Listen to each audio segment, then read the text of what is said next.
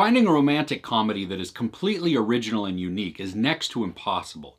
Most of the time we see the same premise over and over again. Does Sierra Burgess is a Loser, a Netflix original film, fall prey to the same story, or does it break the mold? Let's go.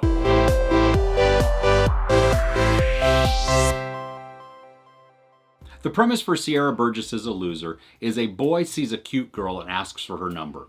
Then when he goes to text that girl, he reaches an unpopular girl instead, unbeknownst to him, and they hit it off over text and phone. The story is a case of mistaken identity, and you also have dashes of Mean Girls and even 16 Candles thrown in. Shannon Purser plays Sierra, and you'll recognize her as Barb from Stranger Things. She's great in this role. She is smart, funny, and talented, even though she's not considered traditionally beautiful. Christine Froseth is Veronica, the cute cheerleader that the boy thinks he's talking to.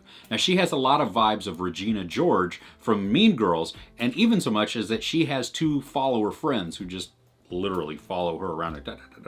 The boy Jamie is played by Noah Centineo. He's also in the Netflix original film To All the Boys I've Loved Before. Now, he is just cute and endearing, and he's very likable. Sierra has a best friend named Dan, and he's played by R.J. Seiler.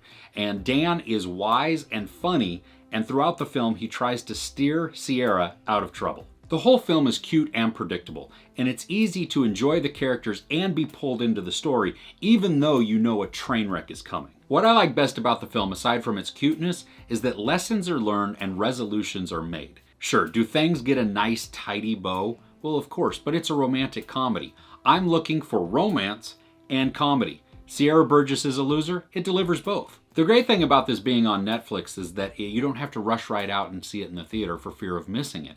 It's right there in your queue, so whenever you're in the mood, you can stream. There's no sex, nudity, or violence. There is some profanity and suggestive language. I had fun watching it and can definitely recommend it. I give Sierra Burgess is a Loser 3.5 out of 5 couches. What are you currently watching on Netflix? I'd love to know in the comments below. If you enjoyed this review, please give it a like. Also, don't forget to share and subscribe. I'm Chris. This is Movies and Munchies. Thanks for couching with me.